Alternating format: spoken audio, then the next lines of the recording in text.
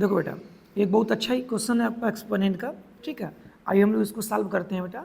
इसको प्रूव करना है कि इतना इक्वल टू कितना, आपका 1। क्वेश्चन ये है बेटा कि 1 अपान के 1 प्लस एक्स के पावर बी माइनस ए प्लस एक्स के पावर सी माइनस ए।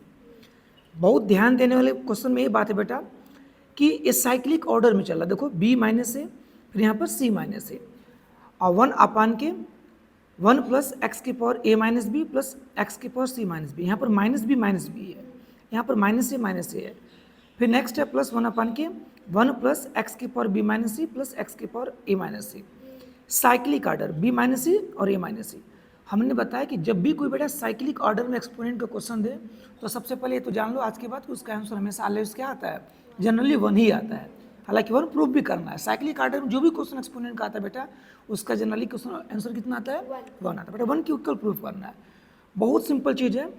कुछ ऐसा किया जाए बेटा कि इसमें 1 2 3 फ्रैक्शन जैसा दिया हुआ है, सबका बेस क्या बना लिया जाए, सेम बना लिया जाए।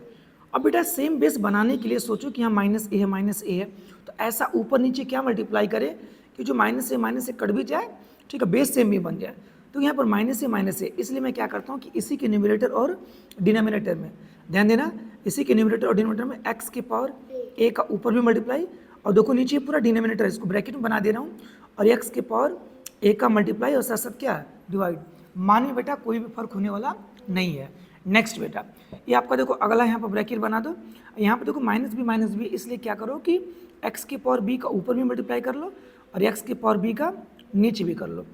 यहाँ देखो एक्स के पावर सी का ऊपर भी कर लो और इसको ब्रैकेट बना करके, ठीक है, मल्टीप्लाई आप एक्स के पावर सी का नीचे कर लो, ठीक है। इसके न्यूमरेटर में एक्स पावर सी का मल्टीप्लाई और उतना का क्या डिवाइड। मान में कोई फर्क पड़ने वाला नहीं है। अब देखो ये हो जाएगा बेटा एक्स के पावर ए अपान के, अब देखो एक्स की पावर ए का मल्टीप्लाई इन तीनों टर्म में करोगे।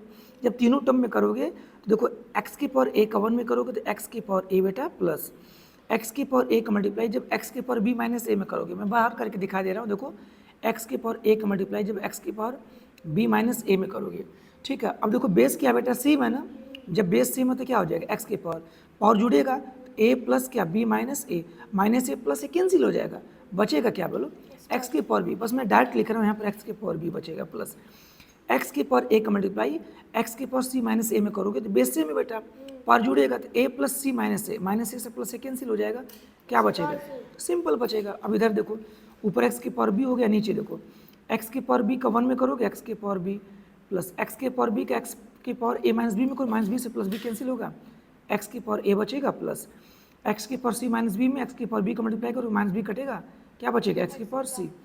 और यहाँ देखो एक्स की पावर सी हो गया अपान के एक्स की पावर सी का इन सब में करोगे एक्स की पावर सी हो जाएगा बेटा एक्स की पावर बी माइनस सी से प्लस सी कैंसिल हो जाएगा, ठीक है। प्लस यहाँ देखो ए माइनस सी में आप प्लस सी जोड़ोगे तो देखो बेस से में पावर जुड़ेगा तो माइनस सी प्लस सी कैंसिल हो जाएगा, क्या बचेगा बोलो एक्स की पावर ए बचेगा।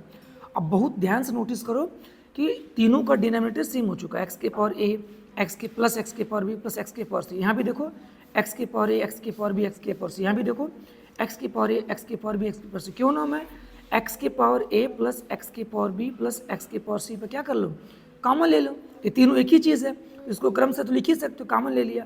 इसका डिवाइड इसमें करोगे 1 मल्टीप्लाई करोगे क्या बचेगा एक्स की पावर ए बचेगा, इसका डिवाइड इसमें करोगे 1 ऊपर मल्टीप्लाई करोगे तो एक्स की पावर बी होगा 1 का, इसका इसमें डिवाइड करोगे 1 का मल्टीप्लाई मान में कोई फर्क नहीं एक्स की पावर सी। बहुत ध्यान से देखो बेटा ऊपर और नीचे क्या दोनों चीज़ सेम है, जब सेम है बेटा तो कट के कितना 1। क्लियर हो गया कि नहीं बताओ, सिंपल है। यही बेटा हमको राइट हैंड साइड क्या करना था आपका प्रूफ करना था। बताओ क्वेश्चन क्लियर हो गया, कुछ भी नहीं, थोड़ा सा माइंड का यूज़ करोगे कुछ भी एक्सपोनेंट का क्वेश्चन है सिंपल हो जाएगा। वैसे भी मैं बता दूं कि एक ट्रिक इसकी है, जब भी साइक्लिक ऑर्डर में एक्सपोनेंट का क्वेश्चन दिया हो उस कंडीशन बेटा इसका आंसर कितना होता है। क्लियर है, आगे समझ में, चलिए ठीक है, थैंक यू।